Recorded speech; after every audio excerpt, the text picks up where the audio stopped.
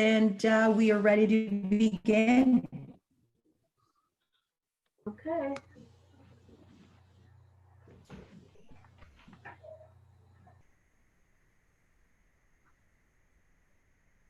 Okay, so my name is Margaret Horvath, and I will be your technical assistant for today.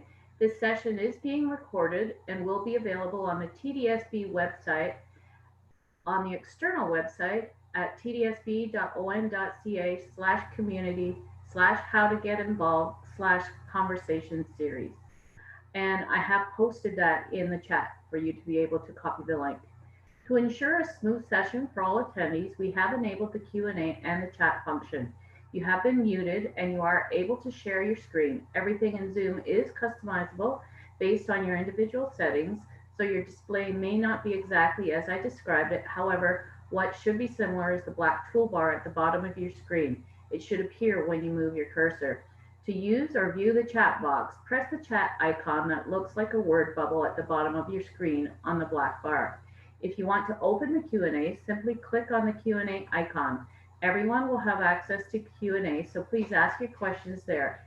If you are calling into the session, please use *9, the raise hand function, and the moderator will try to get to your question.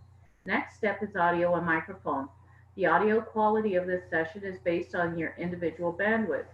If you're worried about slow internet connection, you can call in by using the dial-in information included in the invite.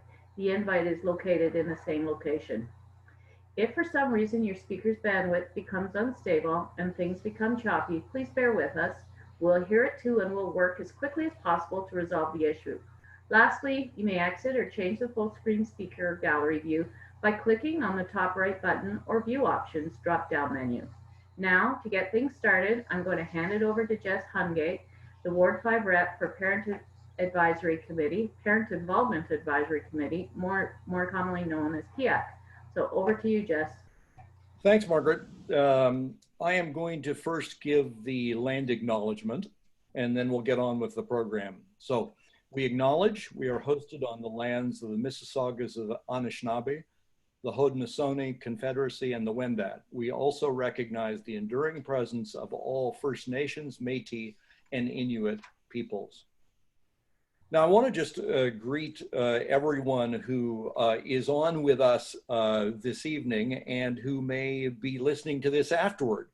It's a real pleasure on behalf of PIAC, the Parent Involvement Advisory Committee, and the TDSB to welcome you to one of a series of discussions that we're holding together to give parents as much information as we can on a whole series of topics that I'm sure everyone is very, very interested in. So what I'm going to do first is I'm going to introduce you to the panelists who will be speaking to you this evening. And then I'll just turn things over to our moderator and she will take it away.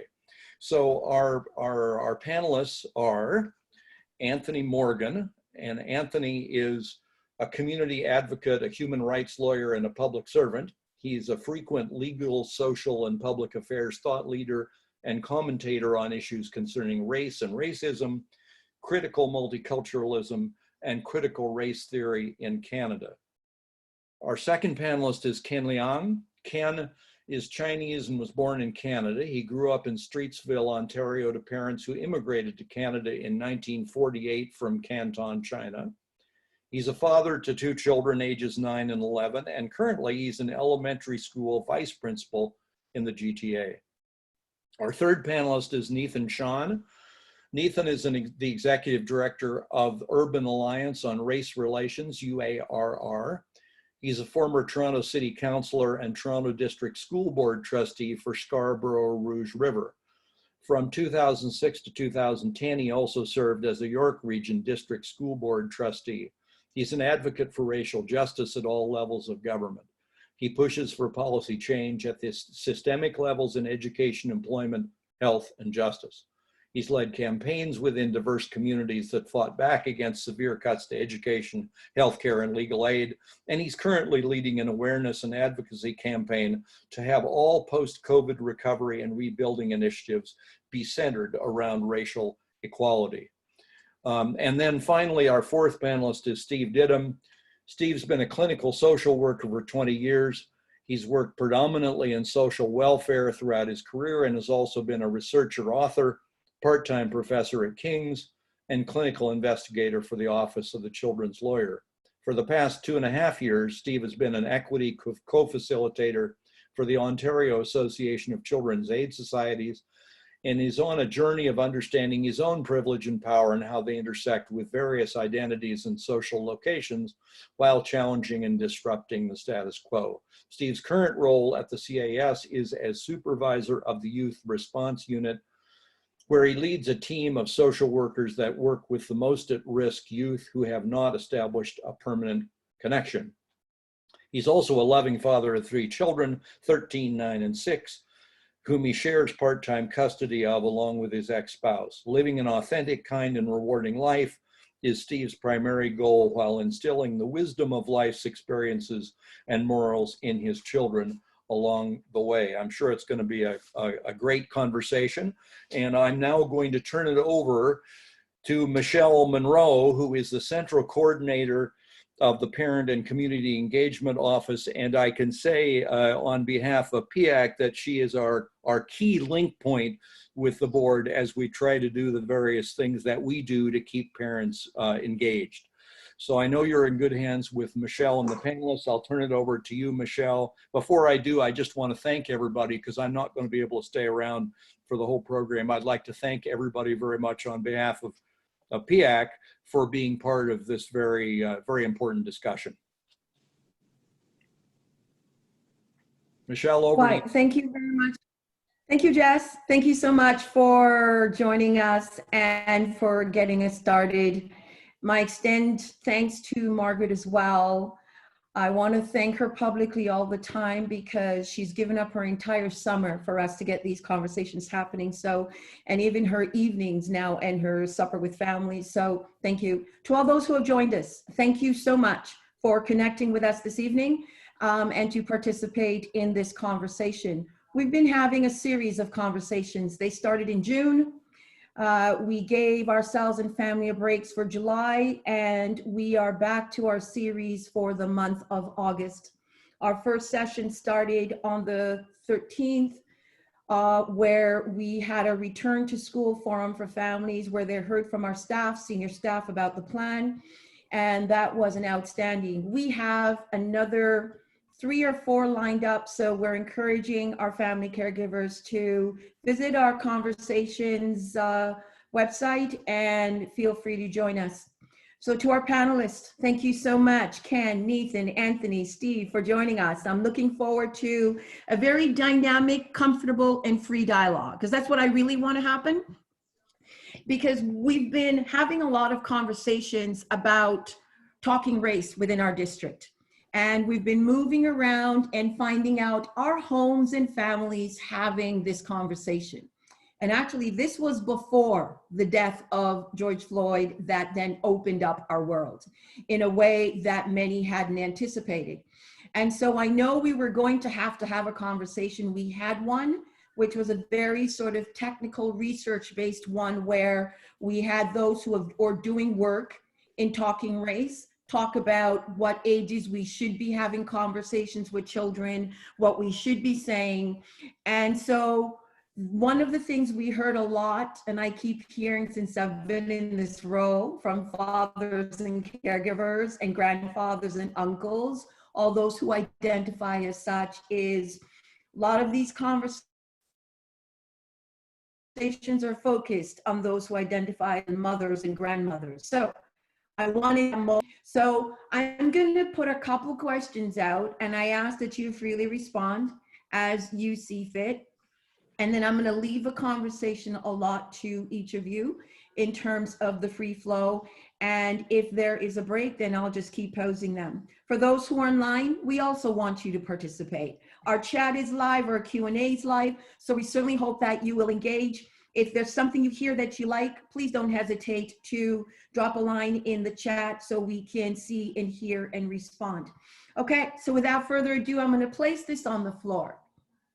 So to our panelists, has parenting been different during this heightened racialized period for you? If so, how?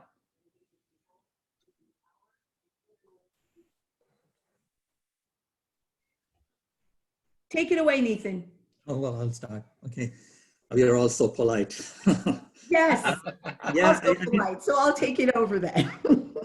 yeah. So I think, the heightened racialized, the situation around racialization and the kind of awareness that's being brought forward right now is also the backdrop of COVID-19, and the pandemic has a mixed implication on this, right? So I think one of the things, it's been different because, a lot of us are at home more time with our kids as a result of working from home, even though we may not be able to entirely dedicate our time.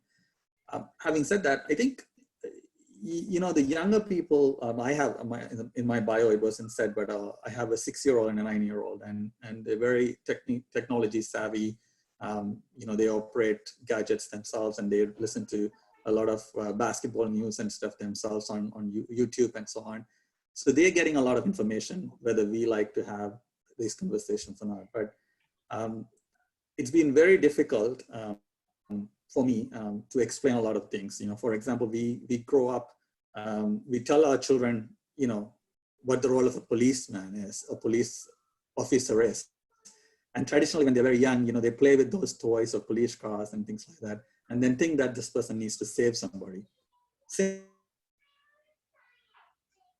Good that they think teachers are all great, because we can't tell them when they go to school, there are bad teachers as well. But when I take my son to a protest that happened in August 3rd to Queen's Park, I had to tell him openly that not all teachers are great. There are teachers who aren't doing their job well. And because of that, that's why we are here to protest that, Black students and their lives and their academic achievement matters.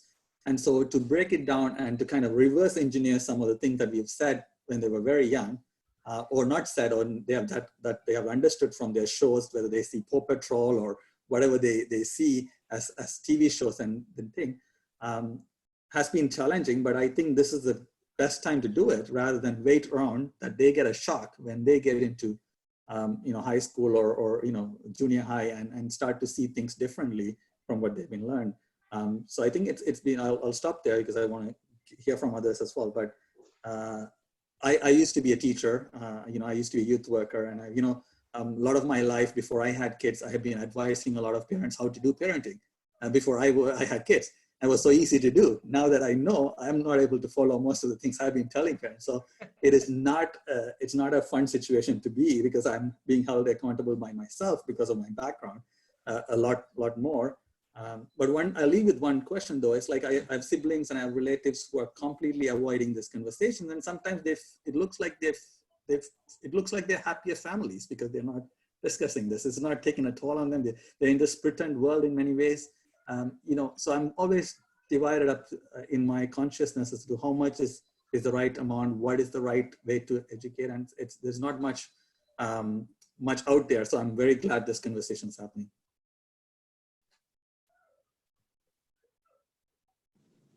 Hey folks, are you hearing me okay? All right, well, first I want to thank the TDSB for this conversation. It's critically important. In my experiences, there are too few opportunities for fathers to have these kinds of conversations, and grandfathers and caregivers who identify as male. And so generally, I think it's really important that we're having this conversation, but most especially in this moment when we think about racialized folks, or just the conversations of race and how it's really penetrated public consciousness in a way that, as far as I can tell, hasn't happened before. So I want to commend the TDSB for that, and Michelle and the folks who support you in leading this. With respect to the immediate question of what's changed, for some context and background, I'm still I like to think fairly early in my journey as a dad. So my daughter is just 2.5. So while she is developing her early language skills, having more fulsome conversations to explain the world isn't something that myself and her mom were co-parenting have had to really do. But what has happened though is being in this context, I do work that is very deeply connected to racial justice and trying to create more space for the well-being, freedom, and sense of belonging and full sense of self for Black communities. But now with my daughter as a little girl, not only of course is she Black, but she's a Black girl, and we know that where we do have data, the experience of marginalization, disadvantage, often tends to be higher for Black women. And so for me, even in this young age, it's really made me conscious, for instance, about the images that she internalizes. When I say the images, I mean the books that I read to her, how many Black characters she has, things like dolls, thinking about the ways in which we've all been collectively socialized to see white people as the norm. And so you go into a toy store and we don't really question the fact that there are so few racialized dolls in mainstream stores. Certainly now, thankfully, because of the internet, there are ways in which you can offset that, but by and large, the default is often white. And so with the state that we're in, it's just made me think a bit more, not a bit more. I've always been thinking about those questions, but I think taking more action about how I support my little girl as she develops, and also having the conversations with her mom when she is with her mom. What does that look like, and how we are going to make sure that we equip her for a world that the unfortunate and difficult truth is often built against supporting the full and healthy sense of self and development of Black girls.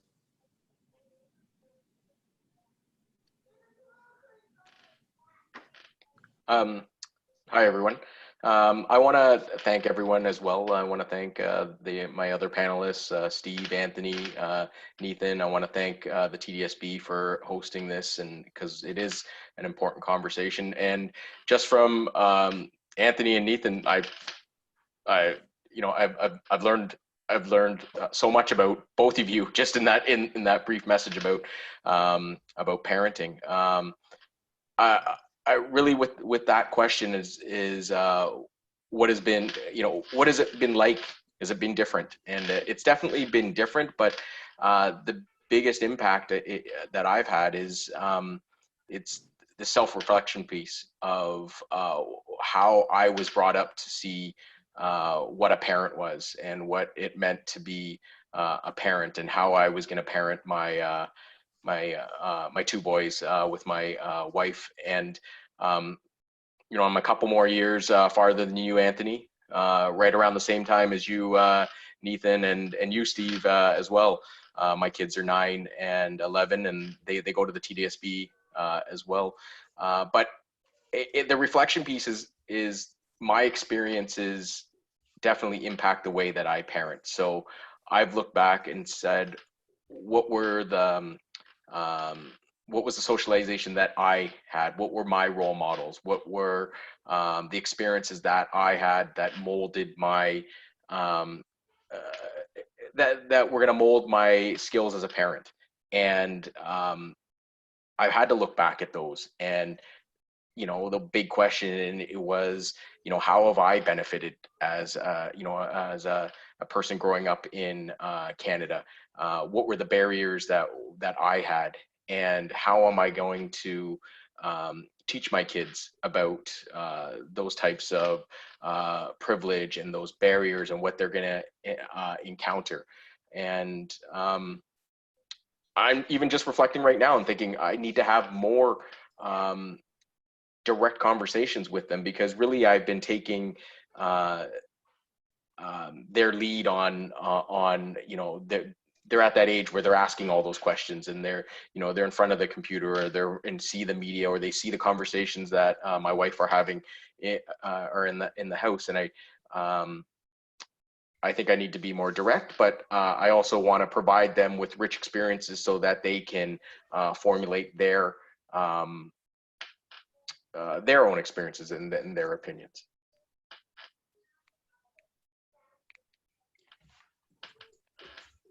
Can I, if I could add into that, and I appreciate everyone's input so far. As I'm listening, I'm thinking just how valuable it is to share all of our own lived experiences. So Ken, when you talk about the self-reflection piece, I think back to, as a white male person growing up in today's world in Canada, I check all of the boxes in terms of privilege and power, and to a large extent, social location. So I have benefited from, quote unquote, the status quo. I have benefited from that.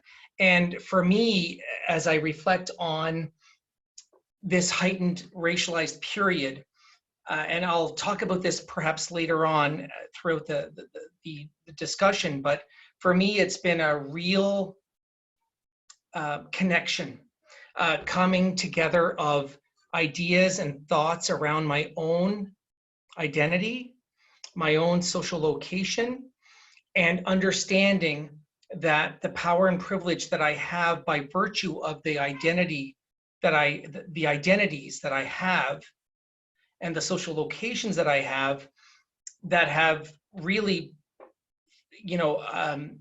kind of brought about the lived experiences that I've had so far. So when I think about my children, and it started way before this, it was before COVID, and certainly before this increased, heightened, racialized period that we find ourselves within, not only Canada, but within the world.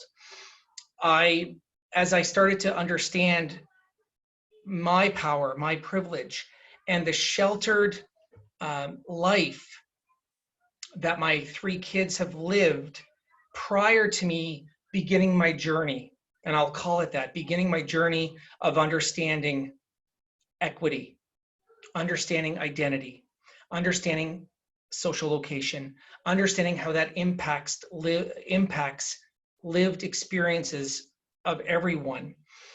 What I have really tried to do is have those, and I used to call them courageous conversations. I don't call them courageous conversations any longer. I call them conversations, because it shouldn't be about being courageous to talk about lived experiences of other identities, of our neighbors, of children that my kids go to school with, of people, of colleagues that I work with, etc. For me, it's about beginning to understand my role in that, and in how I can begin to have deeper conversations with my kids about understanding their own power and privilege in the world that they live. One of the more recent examples that I can share, and so my kids are in my care around 50% of the time. And so one of the more recent conversations I had with, so I've got 3 kids, my oldest is 13, and his name is Ryan, and he brought up about, Daddy, why is it that there is more news media about George Floyd and not about other people that have been murdered? And he brought up this 5-year-old child, Cannon Hinnett, I think is his name, and I may be pronouncing his last name wrong. And for me, I had to step back and say, Ryan, I need to look up that a little bit and educate myself about the differences. And so I did that. And then I went back and I had that conversation with Ryan about what those differences are. And what they're about is really understanding the racial disparities and the complete differences around one child's death and one, in this case, in one man's death, or if we're talking about Breonna Taylor, etc., the differences, and why we need to really interrogate and question the information that we're receiving through various news sites, social media sites, etc., to really interrogate and question where it is we're getting this information from. And so from Ryan's perspective, he had heard from another friend that there was very little news coverage about this little boy's death, and how all of this news media about George Floyd had been out there, and why is it not equal? And to have that conversation about why they're different. Why in one case with one child being killed and with the suspect being arrested very, very, very soon after, incarcerated, and justice, the justice steps taking steps forward around bringing that person to accountability versus a murder like George Floyd or Breonna Taylor, and how those are different, how and why, understanding the why about the protests, the demands for equity, the demands for an understanding about how different identities are treated. And as a white male person, for me, especially during this heightened racialized period, those have been the increased conversations I've had with my kids and my girls as well in a different way, to try to help them understand the realities of our world, and that they are entering into a world that is not, it's not equal. It does not treat everybody the same. And to understand how that is, why that is, and what their role is, should they choose to challenge that, challenge the status quo, disrupt, interrogate, question, and not just receive news or information and accept it just because it's coming from the internet, it's coming from Facebook, it's coming from a news outlet, etc. To interrogate and question the narrative all the time. So thank you for that. And as your conversation starts, so will my questions deviate from the one I shared with you, because your statements are going to lead me to additional questions. So you know what? We are learning a lot about children and the discussion about their understanding of race, racism, and social justice, right? So we know by 3 months, children are able to distinguish between race. We know by 9 months, they start actually begin to group, meaning choosing preferences. And we're learning that those preferences come from varying exposures and socializations in terms of the spaces they move, how they move, and where they move. And that as the caregivers and the parents, we play a real essential role in that, right? And that the messaging has to start real early.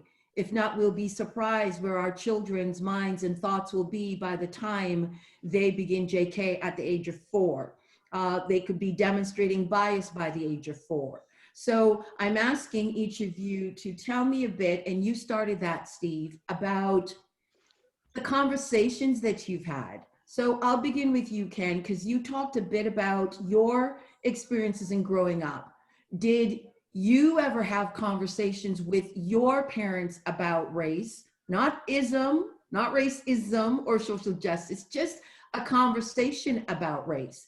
And did that in any way prep you to have, or did not prepare you to have conversations with your own children about race? So if I think back, I don't think I had conversations about race with my parents. Or if I did have conversations about race with my parents, they were very biased. And so that's coming from immigrant parents. Like I said in my bio, my dad came here in 1948. I'm I was born in Mississauga. My parents had a Chinese restaurant in Streetsville. You know, we had I had 6 brothers and sisters. We grew up there. We were pretty much the only Chinese family in that community.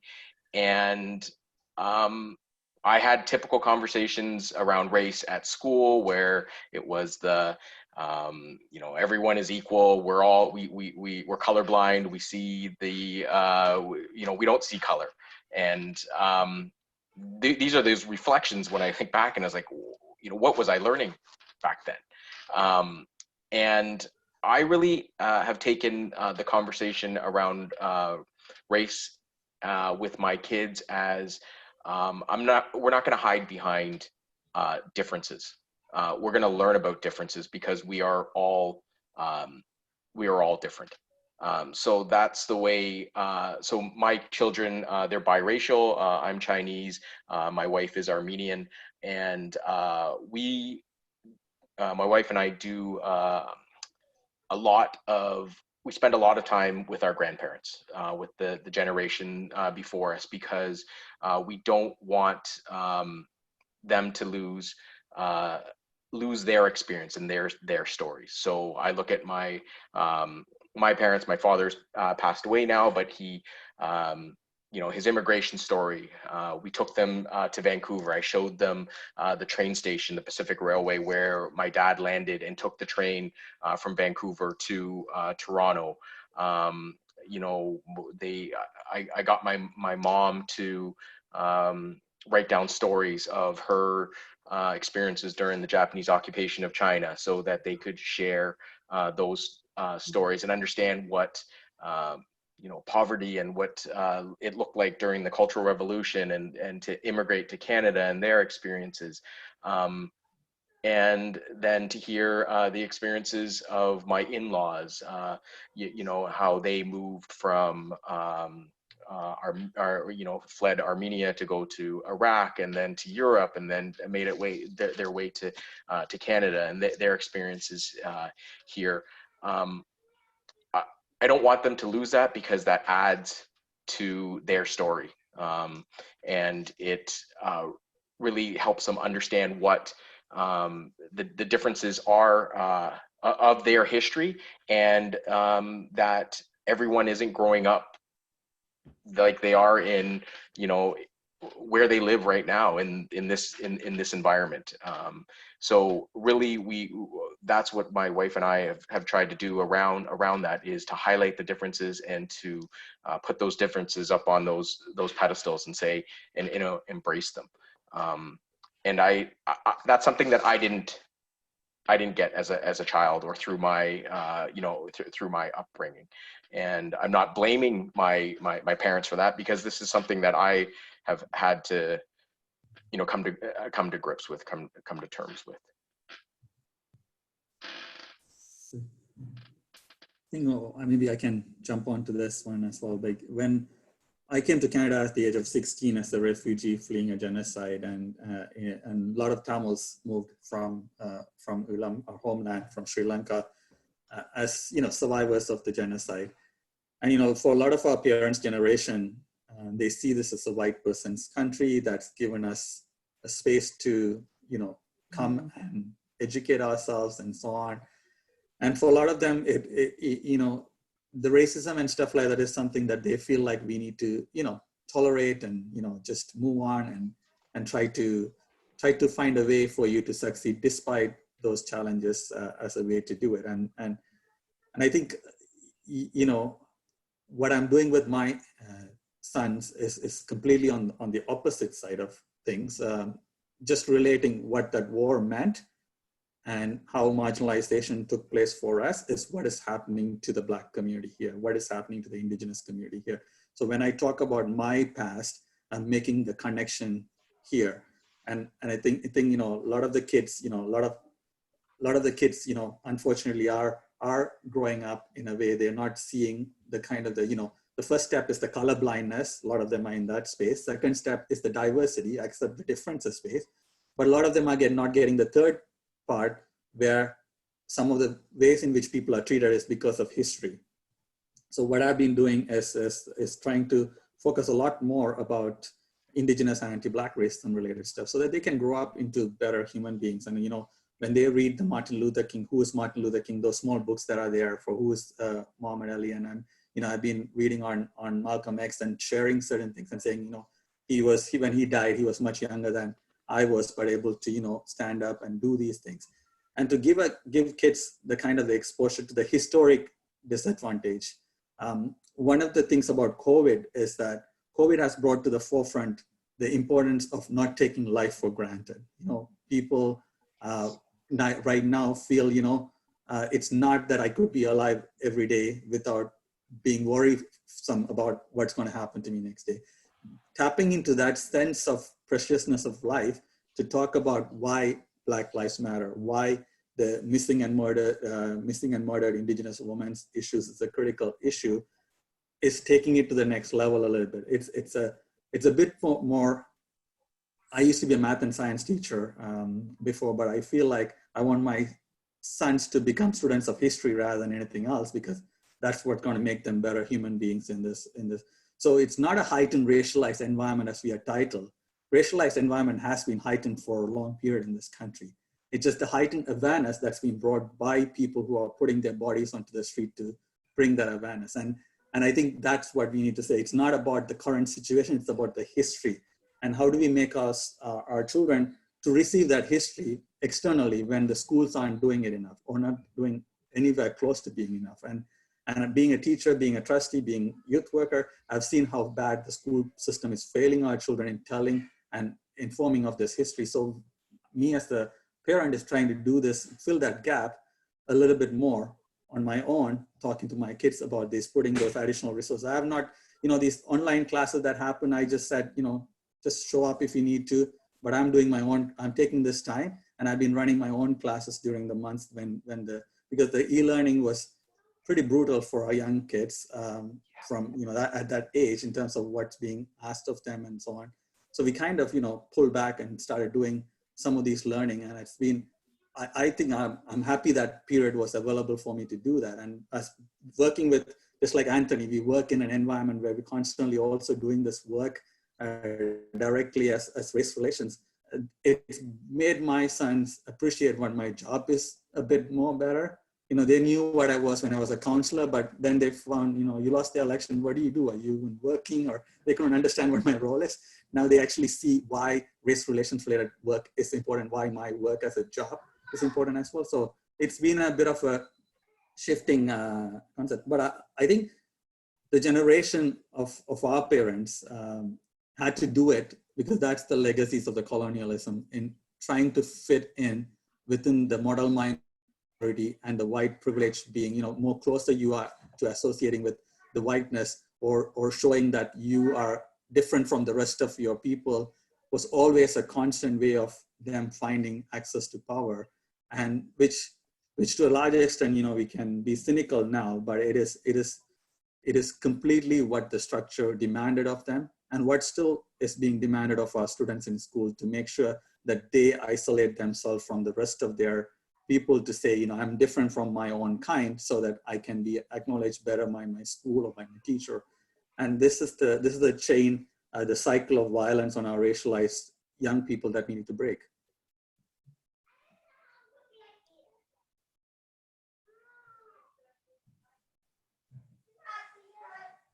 I think if I could add to that conversation, interestingly, my parents were very race conscious.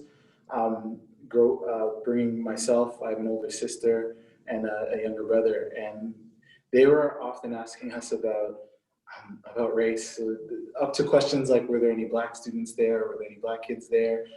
Or do you have any Black books? And I'm laughing about it because as a child, I'll tell you the truth, there was a point at which I hated it. I would always say to my mom or my dad, like, why are you asking me this? I'm a kid, I just want to play.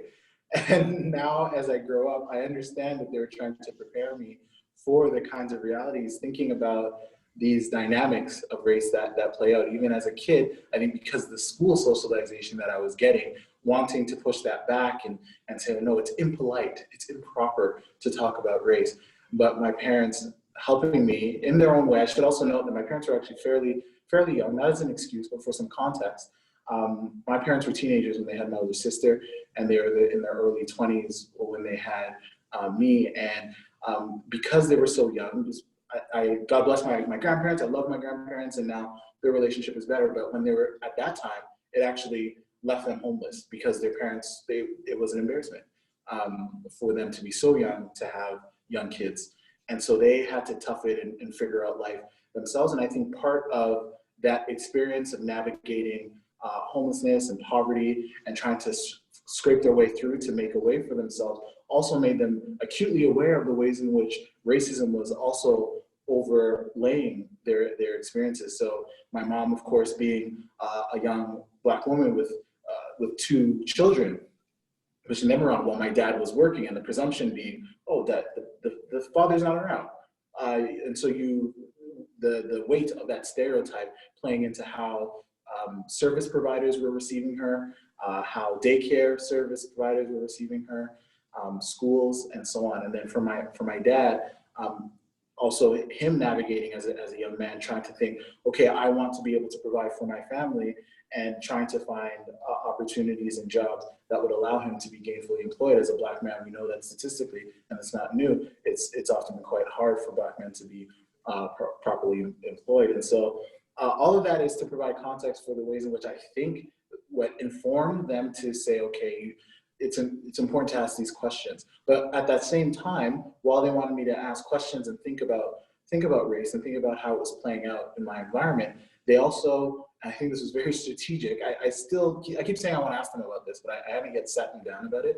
But I grew up playing hockey, and I think this was about socializing me for the realities of the world, understanding, frankly, the ways in which white people tend to operate and think and access to power and conversations, and being comfortable in that space where you are, where you are actually a minority, already knowing that you're a minority, but then also thinking, well, because hockey tends to be quite expensive, and we were actually playing at a pretty elite level. Myself and my younger brother, my sister, she was more into basketball. But the broader point is the access to the social realities, standards, ways of thinking, talking, and what matters for people who do make a lot of the decisions that impact our lives. And I'm very thankful for that experience. And it's created a kind of consciousness around what some may be familiar with, called a phenomenon called code switching. So code switching tends to be it's not unique to Black people. Folks from various could be racial backgrounds, religious backgrounds, cultural backgrounds.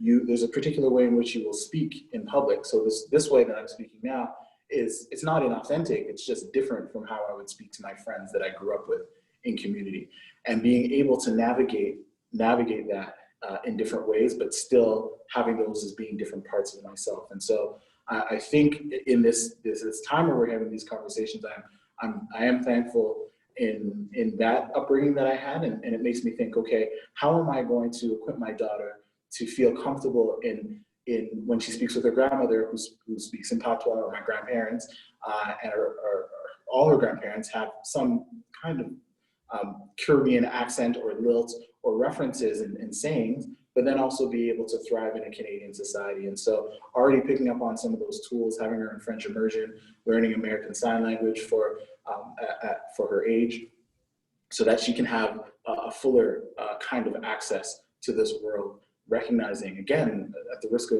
overstating, the limitations that are placed on Black girls in this world.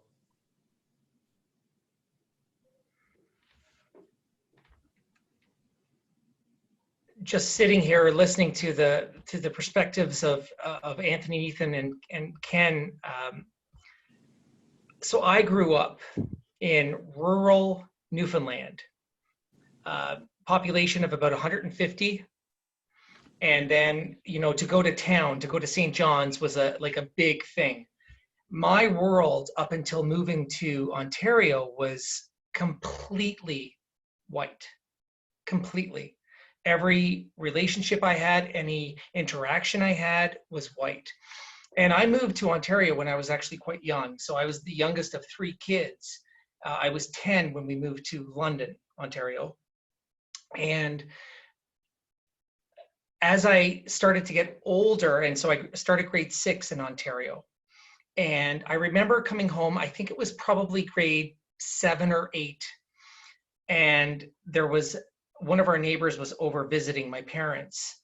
And I remember asking the neighbor what his race was and where he was from. And I remember like distinctly how much trouble I got in for asking that question. You don't ask that question. You don't ask those questions. And it really kind of, I remember at that age thinking, well, why not? Why isn't it okay to ask where somebody is from and to understand their background and their history? And it kind of got that inquisitive nature in me got kind of stunted a little bit around asking those questions, because it became clear that it wasn't acceptable.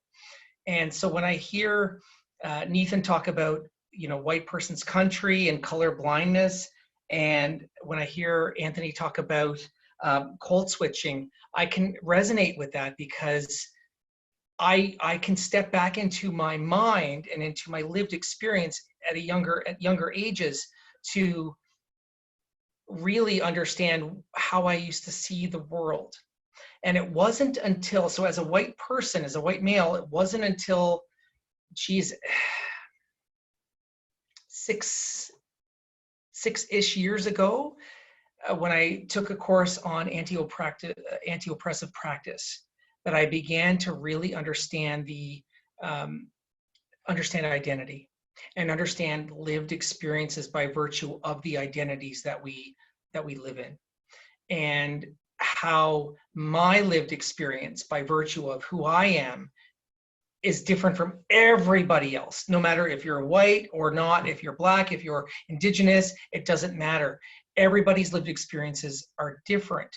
And then to take it as that next step further, and that next step further, to really understand how the world, how society is structured to either grant access or not, just by virtue of the various identities that we have.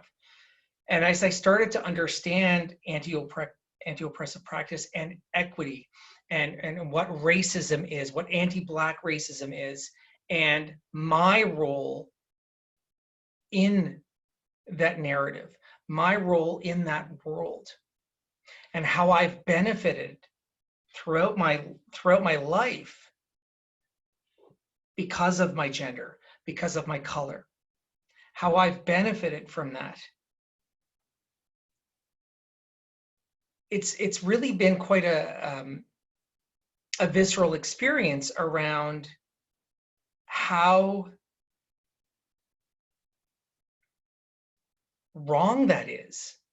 And what I mean by that is, I'm a human being. We are all human beings. And why is it that I get a pass or a bump to the front of the line kind of treatment because I'm male, because I'm white? Why is that okay?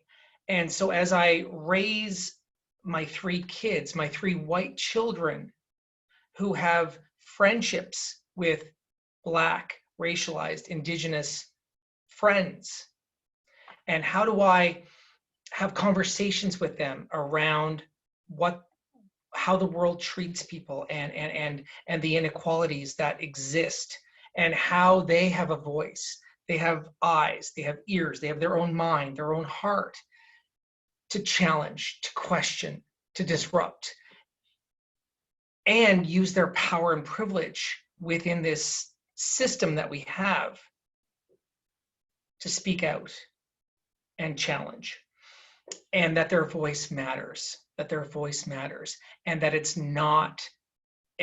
not just about being comfortable.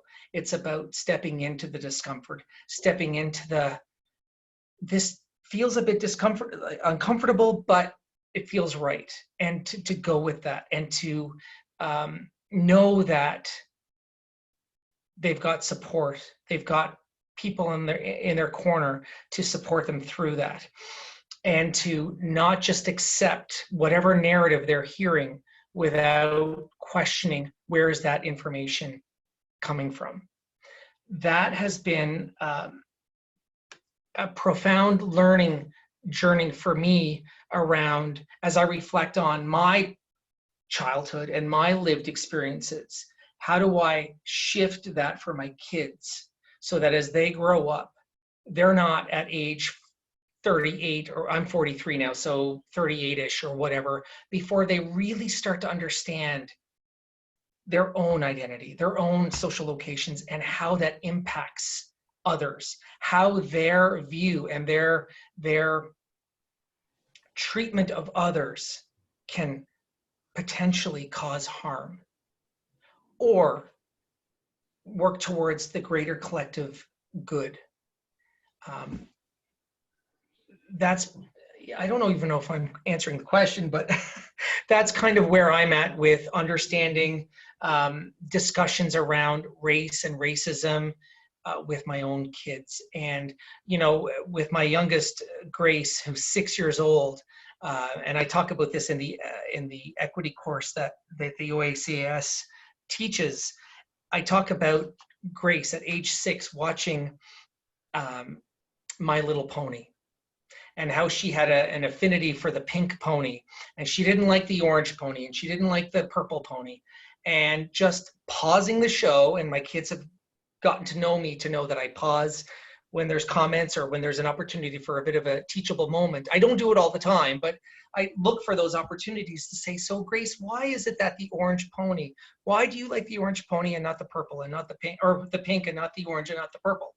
And to try to dissect what it is about that, about color, that matters. And is it really about the color or more about the person? There's a question that's been formulating for me. And I'm not sure it's going to be clear, but I'm going to put it out there because your comments have triggered it for me. Are you raising children? Ken, Anthony, Nathan, or are you raising racialized children? And Steve, are you raising children or are you raising white children? Good, I'll give you a great minute question. to talk to that, gentlemen. Sorry, I'm gonna have to duck out now. I was just Nice, Ken.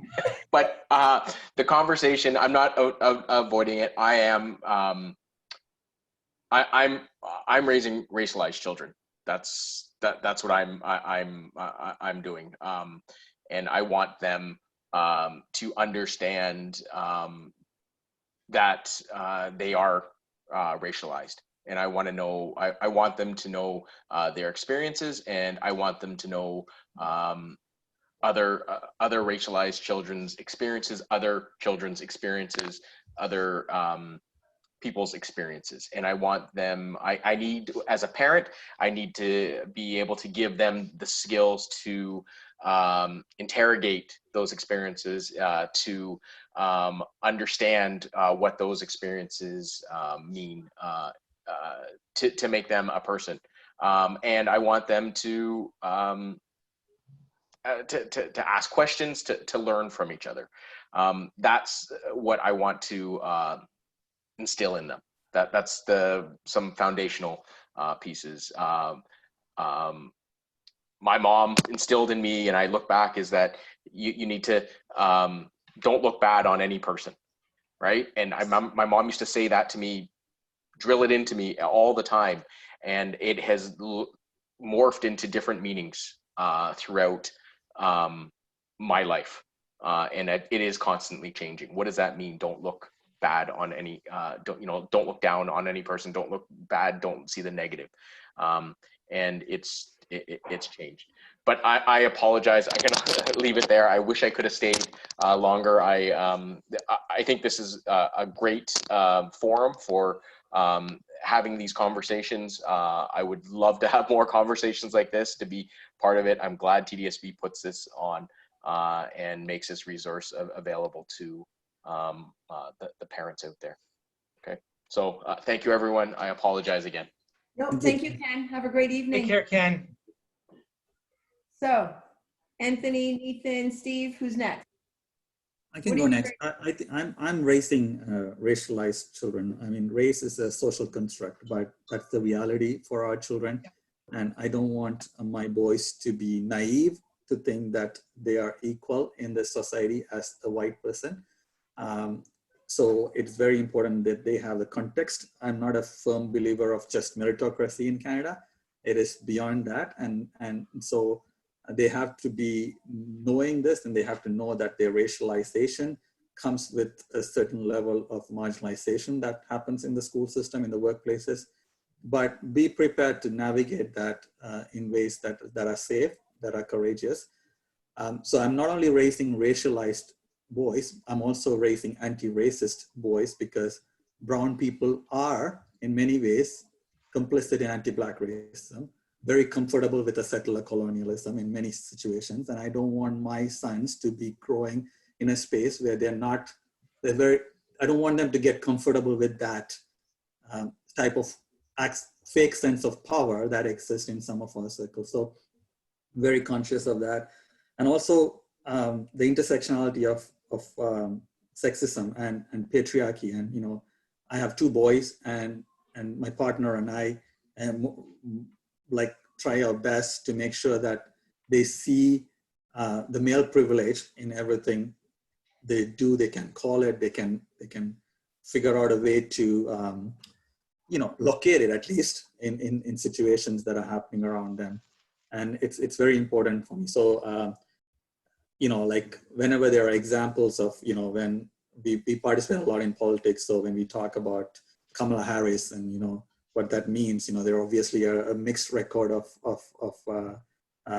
questionable, you know, criminal justice thing, but she's also a half Black and I can say half, but just Black father and a Tamil mother, which happens to be a way for us to have this conversation, because there's a lot of celebration of Kamala Harris as a Tamil woman going into this politics. And also my mother's name is Kamala as well. So, you know, using that conversation, talking about why some of the people find it a right time to celebrate and give them that space to celebrate, because, you know, despite all the definite issues around criminal justice, there's that power of moment where, you know, how Black women were treated and continue to be treated within the Western society, and then how they're being paid and to be able to have that possibility of a person, but also to have a better appreciation for mixed, you know, families, which is often another issue within a lot of our circles. So how do we use these big stories, you know, and when you look at, I was involved in Jagmeet Singh's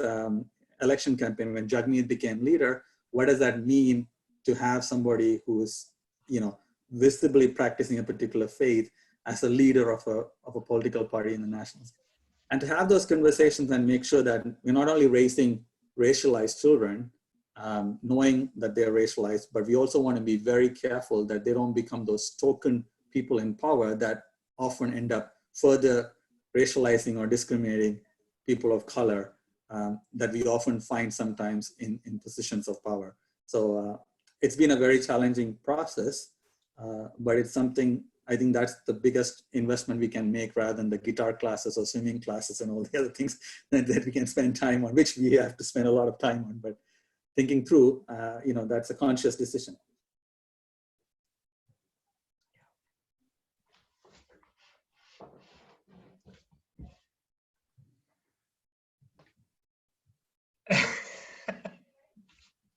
Anthony, do you want to go or do you want me to go? I don't. You can go ahead. You can go ahead. I can go. Oh, I feel like I know you guys. Like, I feel like there's a connection here, and we haven't even met. But I would really like to meet you all in person at some point. I am absolutely raising white children. I am. I have 3, and if you see me, I'm as pasty white as they come. But what I'm really intentionally trying to do, more so with my girls, because they're younger. Ryan is 13, and then my 2 girls are 9 and 6. My true understanding, apart from anti-oppressive practice and what that kind of entails, and really understanding equity, understanding identities, and social locations, and power and privilege, is really, and it goes back to what Nathan said earlier around race being a social construct, and really instilling in all 3 of my kids, as much as I can, that by virtue of the color of their skin, they will have different reactions within society, whether it's at school, whether it's when they're navigating job opportunities, employment opportunities, whether it's with their friends, whether it's within society in general, whether it's if they you know, when they start driving and they pull up to a red light and a cop pulls up beside them.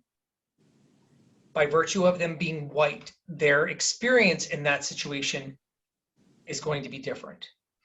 And understanding, helping them, trying to help them as a white male myself, trying to help them understand their role within that and their role within how they treat others, and in really helping them to challenge and not be silent. Not be silent, actively choosing not to be silent and to challenge and to use their voice, use their power and their privilege to challenge and to disrupt. One of the greatest role models I've had in understanding equity and understanding anti-Black racism, understanding racism, has been from a colleague and dear friend of mine, Michelle Young, and her and I co-facilitate the equity training.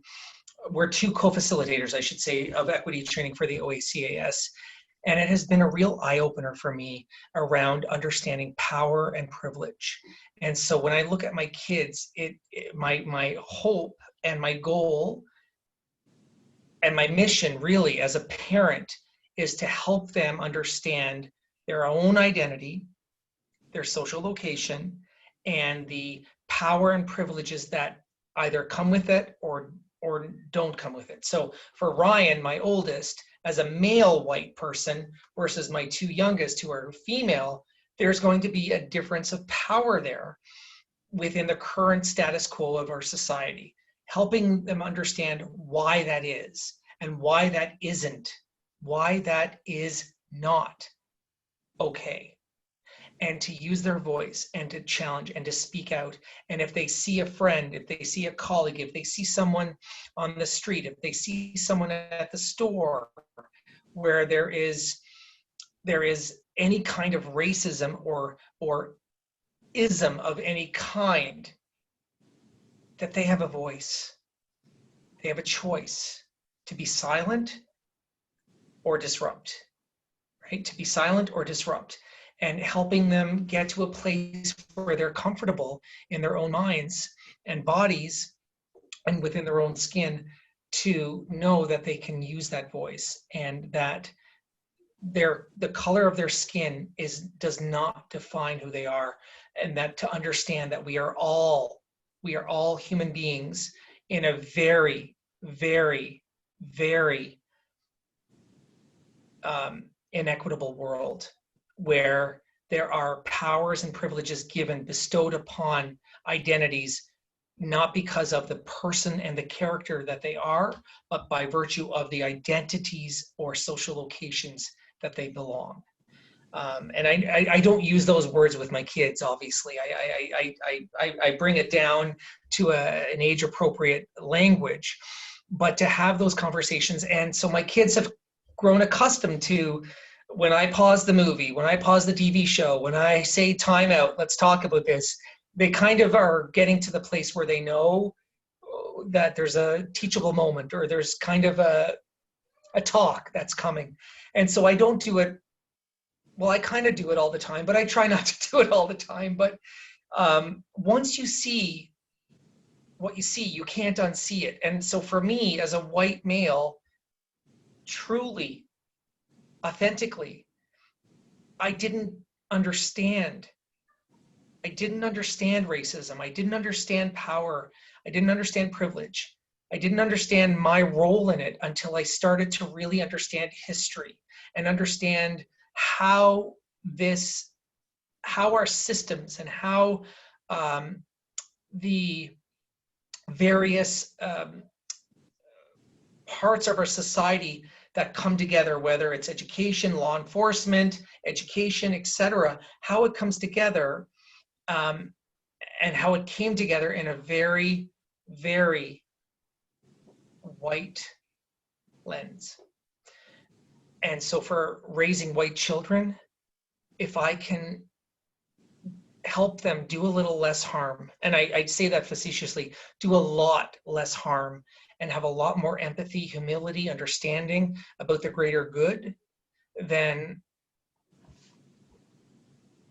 as a parent, then I feel I'll take that. Yeah, and I really appreciate the question, Michelle, and the answers have been so rich and interesting. I think for myself, I would say I am raising, probably the most honest answer is a intersectional Black feminist child.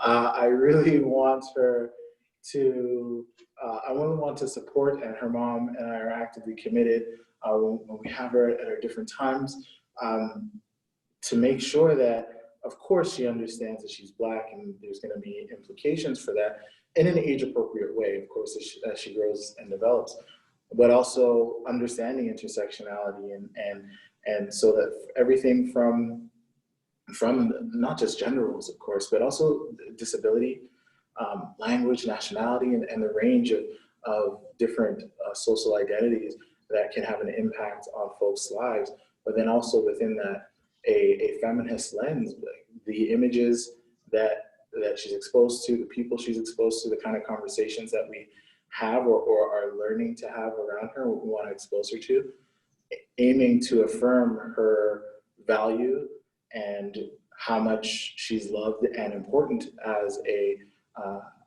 girl, and how, and even at the age of 2.5, being able to expose her to things that would try to disrupt those status quo indicators, to say girls do this and girls don't do that. So everything from the colors that we have her in, to the toys that we buy her, we've, like, these color notions, or these gender notions and norms, just disrupt all that so that she can get a sense that she can be whatever she wants to be. She can play with whatever she wants to play with. These are not boy activities and girl activities. They're not boy toys and girl toys. Surely the world will start to tell her that, and we're conscious of that. We're not naive, but we're even at this stage trying to make sure that she feels confident in disrupting that and learns to even question that. Like, what do you mean pink is for girls? Like, how? Like, I really want her to get to a point where she actually asks that, like, how actually is blue for boys? Like, where does that make sense? Like, who made that up? And building that into her, that sense of consciousness that, yeah, we have a structure in terms of how the world is supposed to work, but if we look at the outcomes, it's actually not working for most people. It's simply not. And so we should we should definitely be unsettling a lot of the notions that many of us were taught to take for granted. When I say us, I mean even myself, despite everything my parents gave us, there's still norms that we were taught to internalize that we have to unlearn, be able to learn to see, and then unlearn. And then so now as a parent, working to help as my child grows, as she learns language, as she sees associations and tries to make sense of them, letting them happen as they are, but trying to figure out ways to speak to her in a way that stimulates a kind of thought about the fact that it actually doesn't have to be that way.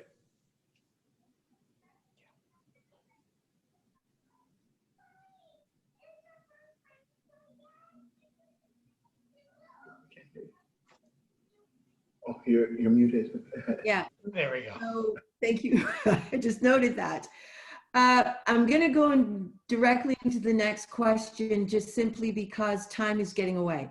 And when we're having these rich conversations, that's how time quickly moves. So how do you raise an anti-racist child in this time? How do you do that? Anyone can take that question.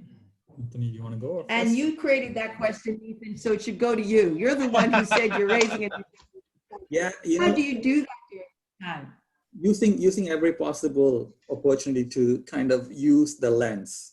Like, I'll give you an example. When somebody is having difficulty speaking English, obviously our children notice, and, sometimes there's a tendency to laugh and so on, So what I do at that point is like, did you know that English was only spoken in one country in this globe, and showed that country and how small that was. And then said, how did this country's language become international language where everybody is speaking this language? And then break it down that the language was forced onto by colonialism and so on. It becomes a little bit of a context. Sometimes they may not remember everything, but they at least know that your language is no less, or the language that person is speaking is not. So using incidents and so on to kind of decolonize their mind is very important. We sometimes feel they're too young, this is too strong for them, but look at the content they're consuming from media and all this stuff. It's so heavy. And this is like, we used to do this with money. We used to say, don't talk about your loans or your payments and stuff like that with the kids because, they're too young to. But now it's shifted to say, start them early, talk to them about how much it costs to buy those shoes and all this stuff so that they can appreciate that. The same way, why are we leaving anti-racism conversation to a later point? So those conversations. The next thing is also for men particularly, is to be getting out this toxic masculinity of not wanting to see vulnerable, always wanting to be right or wanting to be, in control. That's just detrimental to our relationship. So I've always been able to make my vulnerability seen to my kids. Sometimes it's breaking down a little bit, or sometimes it's like, so that they know that the father can cry as well, or, and when people say, you shouldn't be doing this and whatever.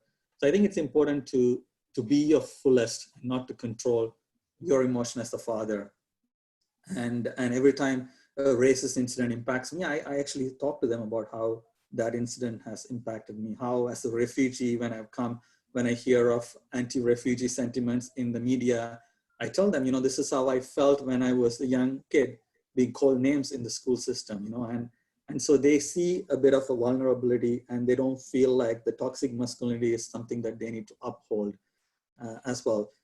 Talking to them, ages, like I said, the age group is changing. They are consuming so much internet on their thing, and I'm very worried about the kind of content that they are consuming, even more than what's in the school.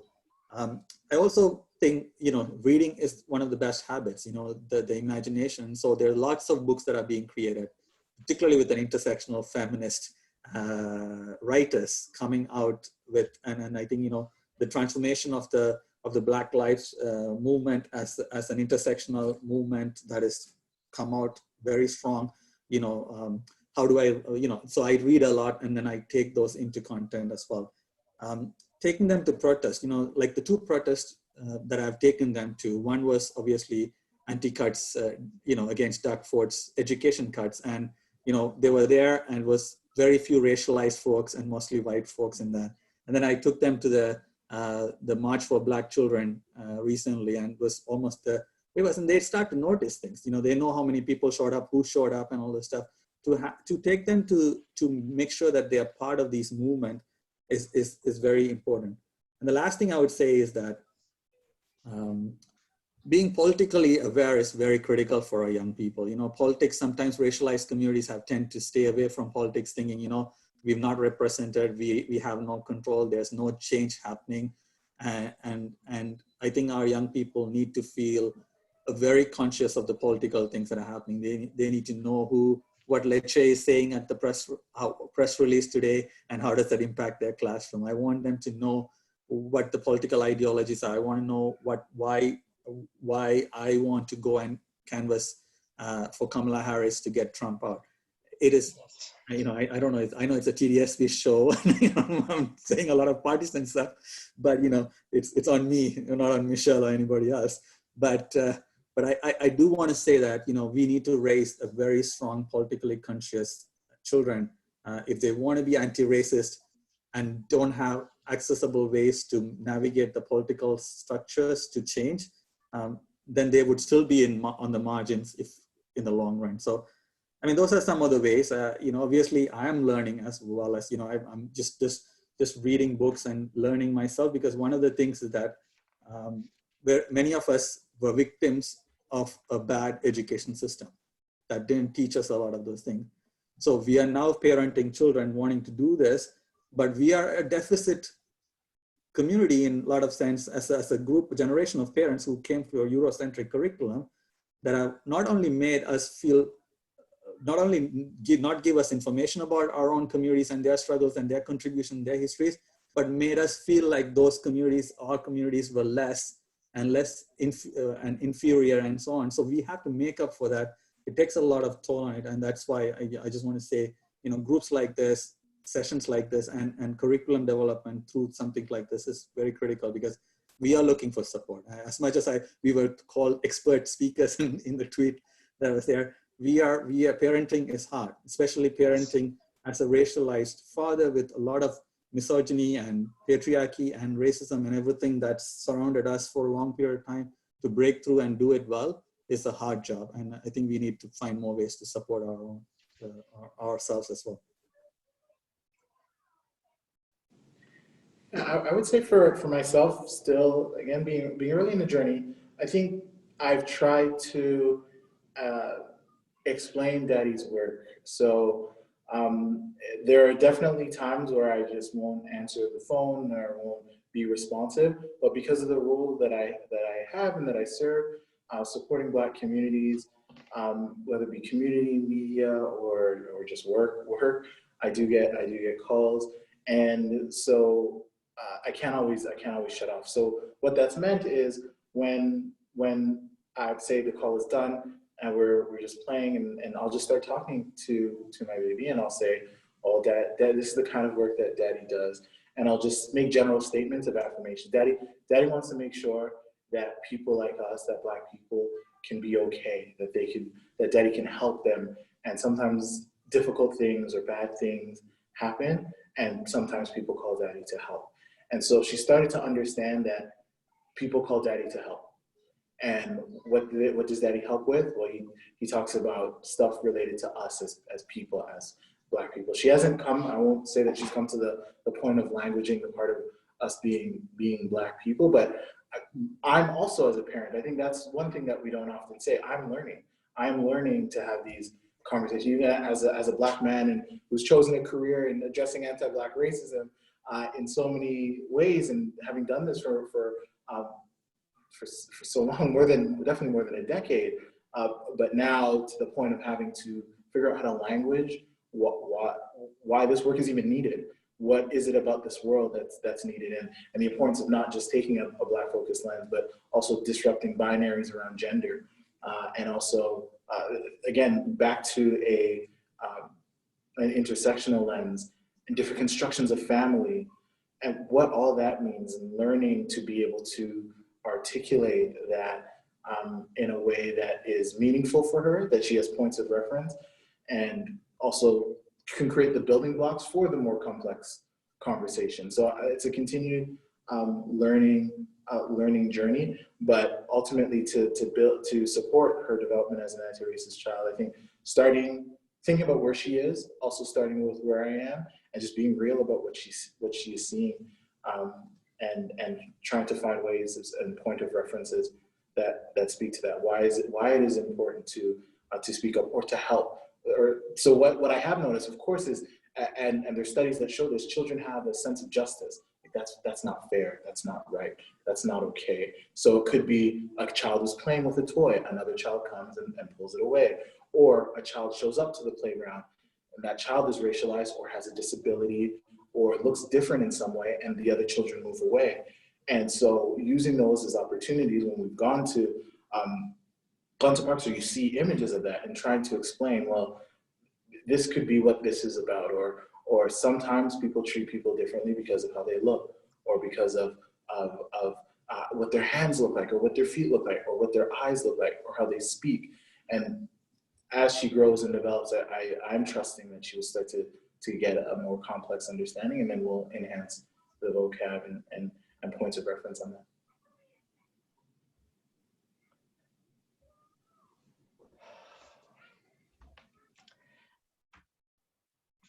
I echo Nathan and Anthony's comments completely.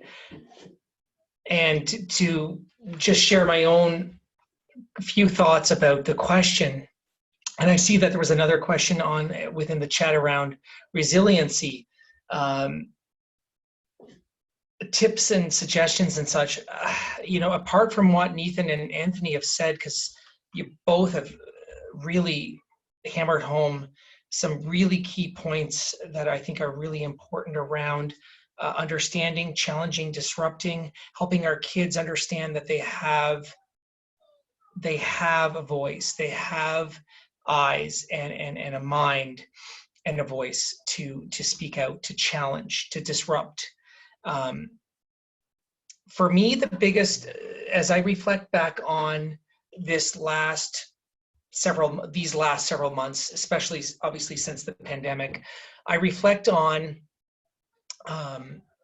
so for any parents that are watching this, my ex-partner and I separated in January. And of course, the pandemic happens in March. And although it has been a somewhat amicable situation around, developing a schedule around custody, access, all of that sort of thing, there were stressors around it. And then you add in a pandemic, and then you add in so really forget about the separation. The pandemic was hard for them because it's been hard for all of us, obviously. But the biggest piece for my kids has been really understanding, what does Black Lives Matter mean? Why is it that this person's death, murder, matters? And what does that mean for me? What does that mean for my life right now? And for me as a parent to lean into the vulnerability of not only a failed marriage, right? Their mom and dad not being able to succeed in a union where they have a mom and a dad that live under the same roof with them. That was a traumatic event in and of itself. Then you add a pandemic on top of it, and then you add in and the significant piece really has been around helping my kids and engaging with my ex-spouse around what is happening within our world, and why does it matter to us as white people? Why does it matter? Should it matter? Does it matter? Do we have a choice in this? Because obviously we do. Everyone has a choice around, does this impact me? Do I care about this? So for me, I come back to opening up vulnerability and humility for our kids. And Nathan, you talked about it when you answered the question around opening up that vulnerability and showing our kids that we're not perfect. Dear God, I'm not perfect. We're not perfect. And how do we provide opportunities for our kids to see that we're not perfect? We're far from it, in fact. And in fact, our world is not perfect, and our world is not kind in many, many ways.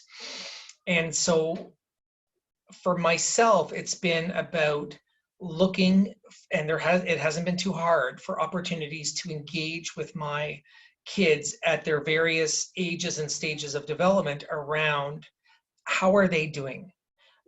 How are they coping? So resilience, how are they coping?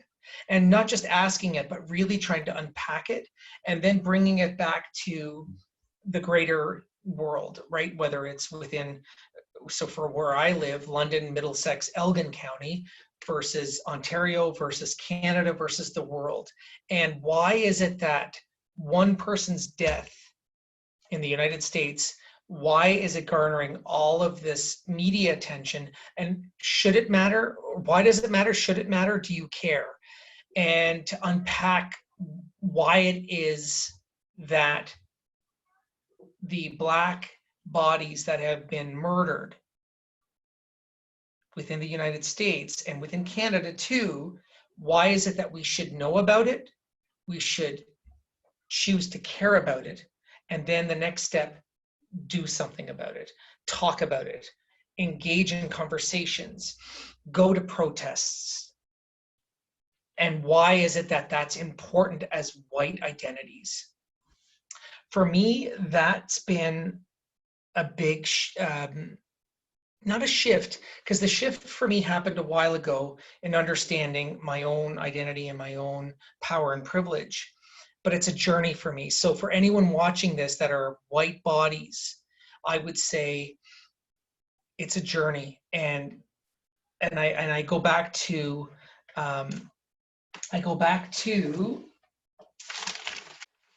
Robin DiAngelo and one of my favorite books, White Fragility.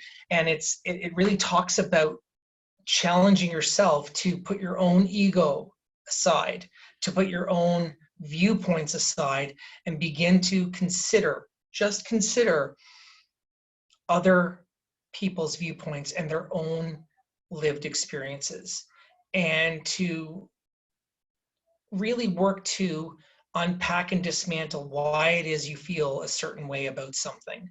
And so for my kids, it's really about building blocks and asking micro to macro questions around why it is they feel a certain way. So any suggestions would be to talk to your kids, talk to them. They are, my 6-year-old to my 13-year-old, and Anthony to your 2.5-year-old, right? They are developing minds. They want to talk, they want to engage, they want to understand, they have questions. Let's talk about it. When I go back to my childhood and up until, even into my teenage years, those kinds of conversations were not welcomed. They were not table conversations. They just weren't. And that doesn't make it okay. That doesn't make it okay for me to be silent as a parent today and not plant those seeds, have those, again, they're not courageous, have those conversations about why the world is the way it is, and what kind of world do we want it to be moving forward. Do we want it to be a world where, by virtue of your gender, the color of your skin, etc., that you get advantages versus other people that don't? Is that the kind of world that we want? So for me, it's about having those conversations and really challenging the status quo.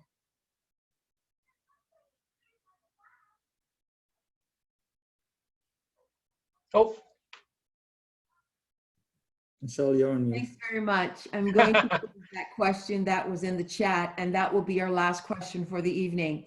And it states this: inoculating your kids with self-confidence at a young age is great parenting.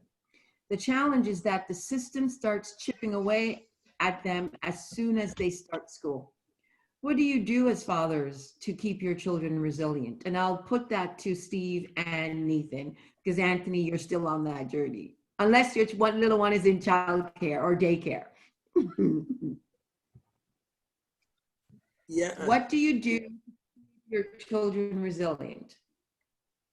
So I think, obviously self-esteem and self-confidence is tied into how they feel about themselves. And, anytime we want to make sure, like I make sure my kids are very proud of their heritage, their background, their skin color, their accent, their language, and so on. So it's a strong foundation, and that's why I went into colonialism and how languages work and so on. So they don't feel like knowing English is I always say to them, English is a medium of communication, not measure of knowledge. Meaning it doesn't tell you how much somebody knows. It only gives you a way to talk to somebody, as just because somebody doesn't know, and to kind of contextualize the stories of our ancestry, and those things are important. So their self-confidence and self-esteem are tied into feeling good about who they are, their parents, their ancestors, feeling good. Despite all of those things, the participant is right. You can only do that to a certain extent. Then they go to school and they're made to feel like their hair is bad. They should be shaking hand this way. They should be making eye contact this way, or their parents are less invited to the school, or they get trespassing.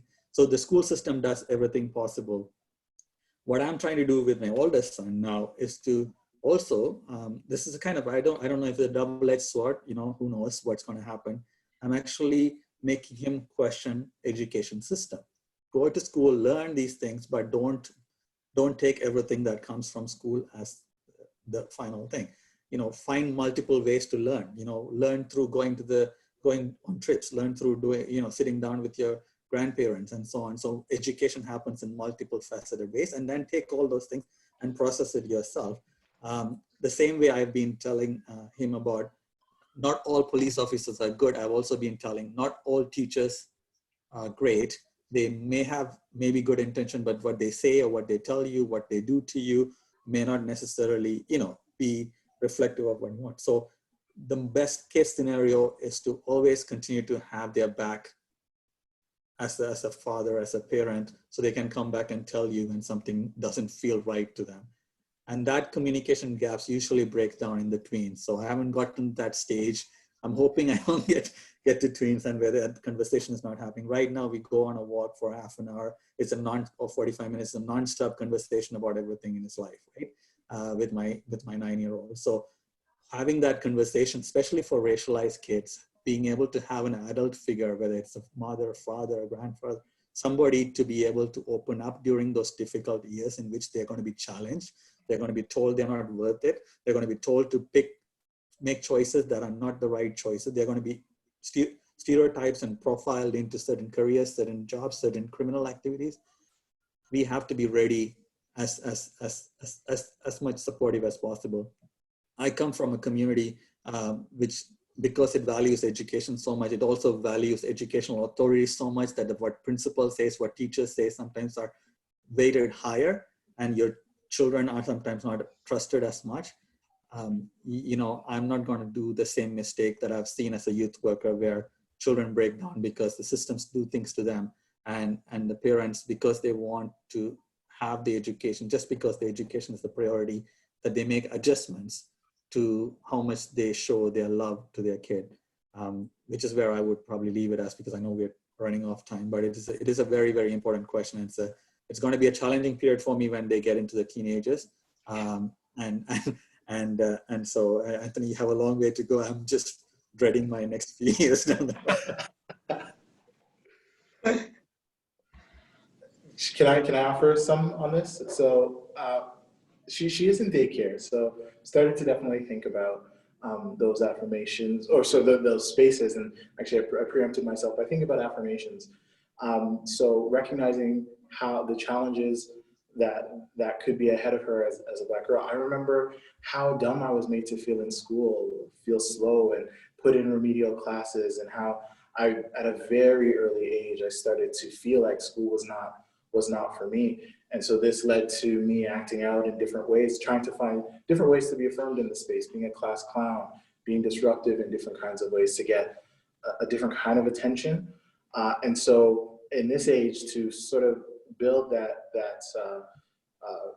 resilience,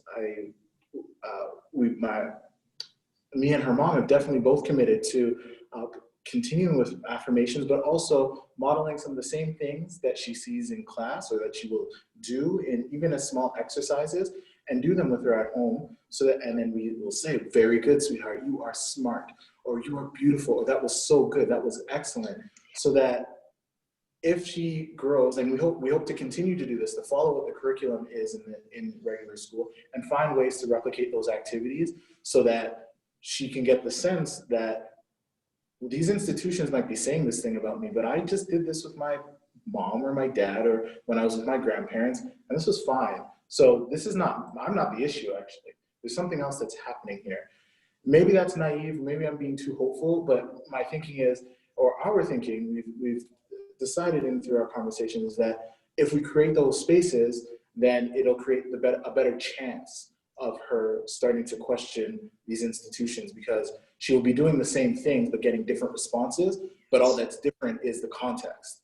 So there's something different about these contexts, and so she would still get the grounding that she needs to be able to function healthily and fully in the society, but also start to recognize that sometimes what these institutions and schools in particular are saying to me or about me, or also I should also know some of the things they won't say. So there are studies that show that there are educators that sometimes are not quick to affirm, to say a Black child is smart, or you're doing well, or you're encouraging, unless they're on a sports field, or unless they're in drama class. But when it comes to some of the things that aren't typically associated with Black intelligence, and the sciences, and the math, and English, and other things, those won't always be forthcoming. So making sure we're forthcoming with those, and following what she's learning, replicating it, and giving those affirmations so she knows she's good at these things and she can build on them. And so no matter where she is and she does them, she will know for herself that it can be done, even if she doesn't hear those affirmations in a different space. I echo what Nathan and Anthony said. I really, like literally word for word, I echo what they both said. And the only thing I'd add, and I don't know that it's much to add, is that helping our kids understand that they have a voice matters. And to me, or in my view, whichever of the three kids come to me with an issue or a challenge. So my two older kids, 13 and 9, are on IEPs because of reading issues and understand just reading. They can understand hearing things and they can follow direction, but reading has been a challenge for them. And the education system, with IEP, so individual educational plans, it's not always, it doesn't always line up ideally, and there still are challenges that come about. And for myself as a parent, what I would say is, in terms of resiliency, is to ensure and instill within our kids, within our children, within our youth, that they have a voice. And whether their narrative is factual or true, like complete truth, or if it's their version or their lived experience about a truth, that doesn't matter, in my view. I mean, there's outliers, of course, but overall, if their experience is a certain narrative, to understand that that's their narrative, that's their lived experience, and whether or not you get the apology or the acknowledgement from the school or from the teacher, or from the learning support teacher, etc., that doesn't matter so much for me as much as it does that my child feels validated and heard, and that their issue is being addressed in whatever format that needs to be. Because if their voices fall on deaf ears, my worry about that is that if that's happening, that their voice and that by essence their resilience may start to lessen around trusting within themselves to speak out when they feel there's a problem.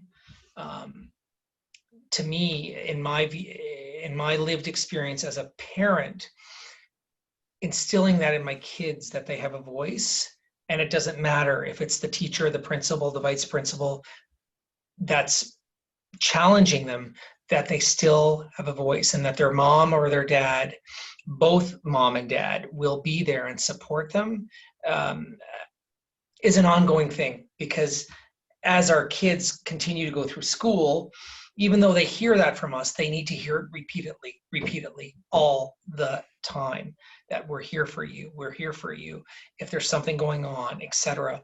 Because if they don't hear that, even though they've heard it, if they don't hear it repeatedly, and they're getting there's things happening at school that lessens that voice within them, that resilience within them, if they don't know that they've got that solid base, that foundation at home, and I'm just kind of surmising here, but my worry would be that the resilience and that light within them may start to diminish little by little. So for me, it's about reminding my kids all the time that they have a voice.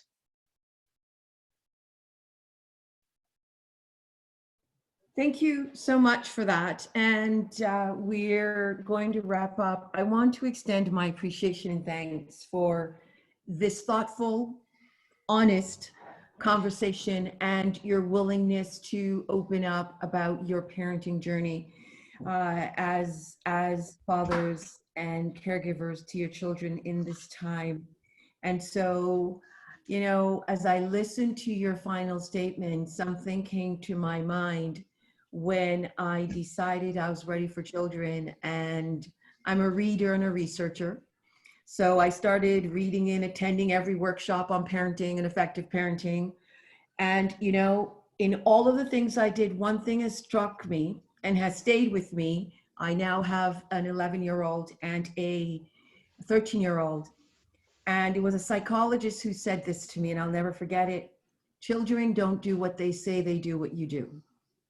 Ah, And so, you know, it scared me in a way that I thought, why on earth would I enter this parenting journey? Because to know that there are eyes that are constantly watching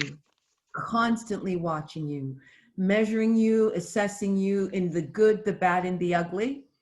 And so, you know, on this journey, what I've learned is the most important role model in my children's life is me.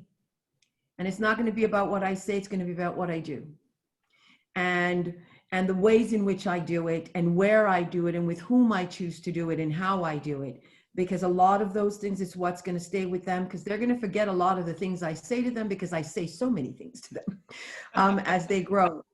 And so, you know, your last comments is what triggered that for me, because I thought, wow, this journey that we're on parenting, people don't recognize how difficult of a journey it is. So I thank you so much for being willing to open and share that with us. And, you know, I'll be continuing these conversation series, I hope, into the fall. And I may come back and knock on your door, because I want to start breaking down the conversations in more individualized way to talk about varying things, to engage our fathers, caregivers, of those who identify as fathers, to provide a forum for them to be having these conversations, because we rarely provide them in education for those who identify as fathers to do that. So thank you so much for spending your evening with us.